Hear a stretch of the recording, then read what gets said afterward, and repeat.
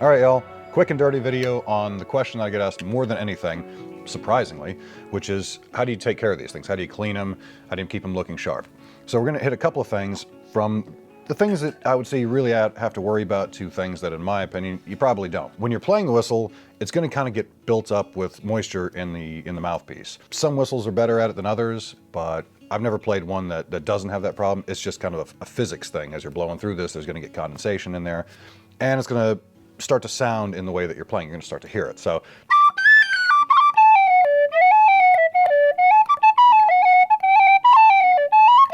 nice and clear. You do that for a couple of minutes, a few sets of tunes, it's gonna start to sound a little muffled. So what I do, and you've probably seen me do this as I'm teaching these videos or in between playing things, easiest solution is to put your finger over the tip of the mouthpiece here where the air comes out and just blow. It's gonna make that little hissing sound, which is somewhat annoying, but better than like that, which is really annoying. So that's why you cover the mouthpiece. You'll probably be able to feel moisture coming out of there.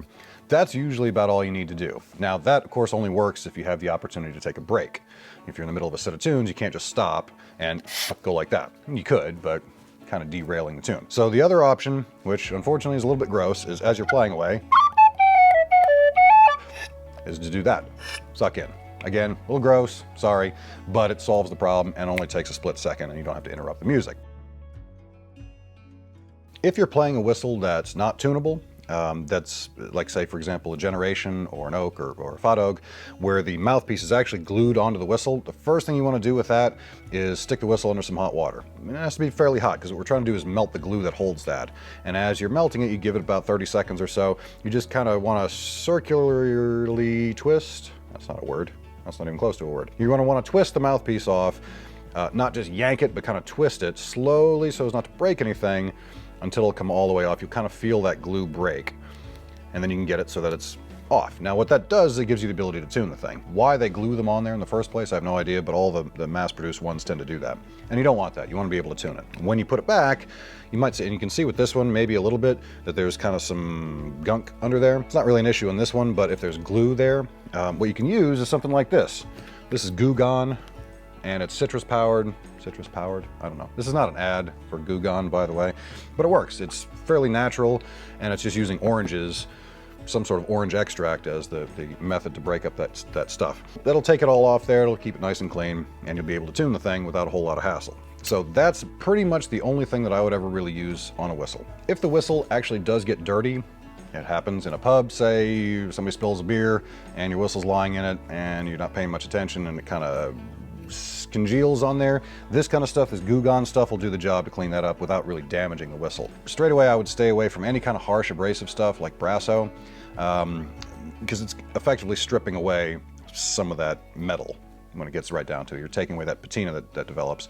I wouldn't necessarily go with that. The other thing that you want to do occasionally, not very often, but every now and then, maybe every few months or so, 6 months, maybe even once a year, is just run this thing under some hot water with a little bit of dish soap, just basic, Dawn or whatever, just regular old dish soap, just enough to just run through here and clean it out, because there will be some buildup after a while. It's probably not going to affect your tone a whole lot. You may not even notice it, but it can in the long run, and every now and then it's worth it just to kind of clean it out.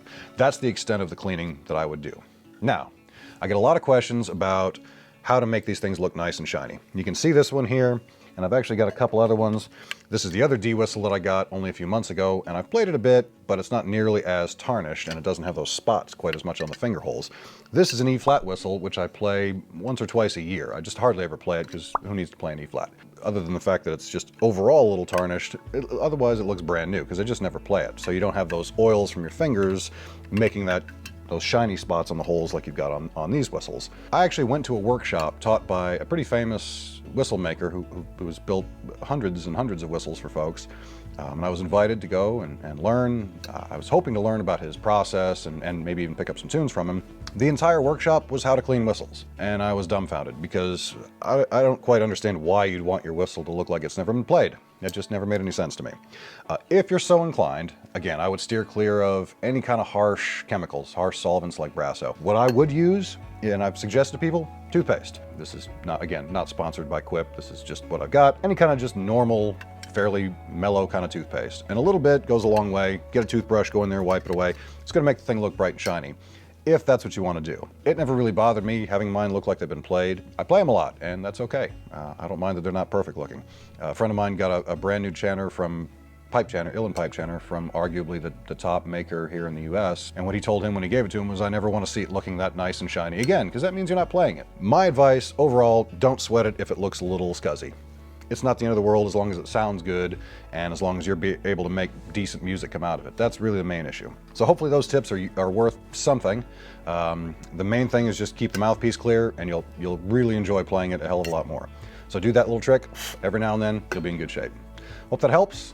Any questions, comments, feel free to disagree and argue as much as you feel like down below. But that's my take on it, and I'm sticking with it. I'll see y'all in the next one. Cheers.